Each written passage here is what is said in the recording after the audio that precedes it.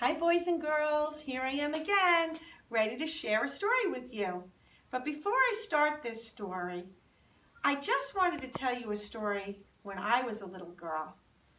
When I was a little girl, probably about the same age as you, my family used to always go to Vermont. And in Vermont, we used to go ice skating on the pond and sleigh riding and walking through the forest. And of course, because I was little, I didn't always keep my mittens where they were supposed to be, and I would lose them in the snow.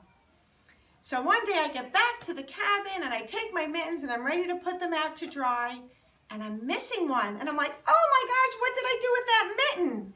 So I went back out into the forest to search for it, and I found it. But something was very wrong. One of my mittens was the right size, but the other mitten was very, very large. It was big, and my little hand could no longer fit in here. And then that night, my mom read me a story, and I finally figured out what could have happened to my mitten. And this is the story that I think helps me understand that. This story is a folk tale. It's written by the author Alvin Tresselt, and the illustrations were by a person named Yaroslava. There's many versions of this story, but this one happens to be my favorite, and I want to share this one with you. The Mitten by Alvin Tresselt.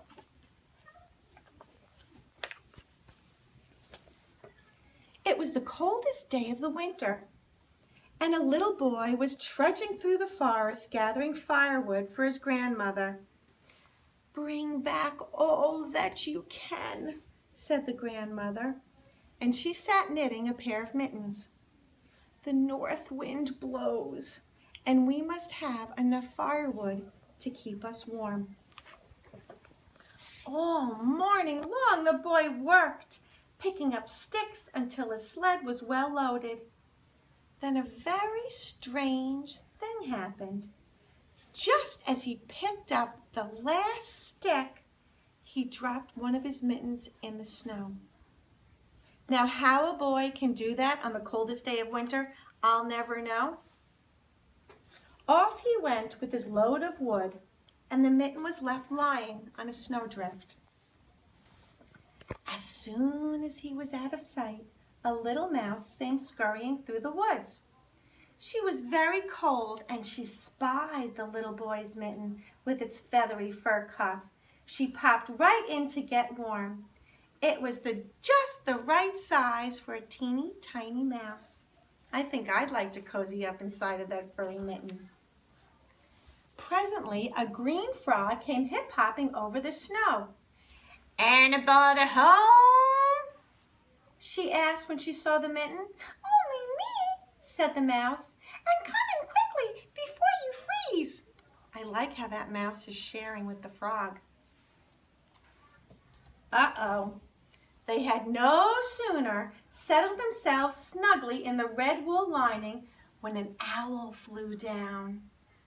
"May I join you in that lovely mitten?" he asked. "If you mind your manners," replied the mouse, for owls make her very nervous.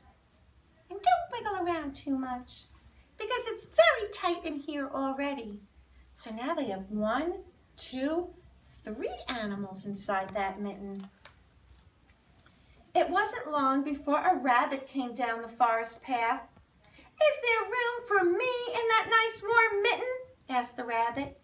"It's awfully cold out here." "Not much space left," said the mouse and the frog and the owl. "But come on in, we'll do what we can." Even before the rabbit had gotten herself tucked in, a fox trotted up to the mitten, and after a good deal of trouble, she got herself in along with all the others. The mouse was beginning to think that maybe she shouldn't have been so generous. But with that bitter cold outside, what else was she going to do? And now, as if things weren't bad enough, the next visitor was a big gray wolf. He wanted to come in too. "I don't know how we're going to manage, but we'll try." Everyone squeezed in, a bit here and a bit left. It was very crowded now, but at least it was warm. 1, 2, 3, 4, 5, 6. Could they possibly fit any more? Things had just gotten arranged nicely when the animals heard a great snorting. It was a wild boar, and he was very anxious to get in out of the wind. Oh dear, cried the mouse, for the mitten was already beginning to stretch a little. We just don't have any more room. Oh, be careful, said the boar, and with that he squinched himself into the mitten, along with the mouse and the frog, the owl, the rabbit, the fox, and the wolf. I know this is so because my grandfather told me. But the worst was yet to come. You're never going to believe this. For who should appear now but a bear? He was very big and very cold. No room, cried all the animals, even before the bear had a chance to speak. Do you think that bear is going to fit in that mitten with all those animals? Nonsense, said the bear. There's always room for one more. And without so much as a please or a thank you, he began crawling into the mitten.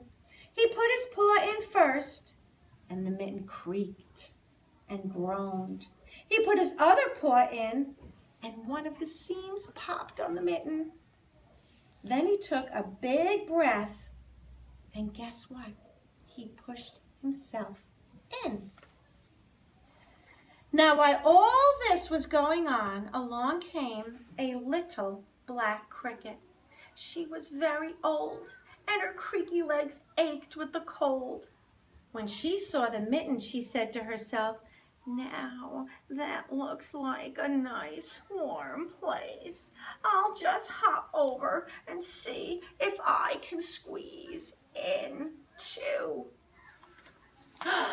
But oh my goodness, that's all that was needed to finish off the poor old mitten.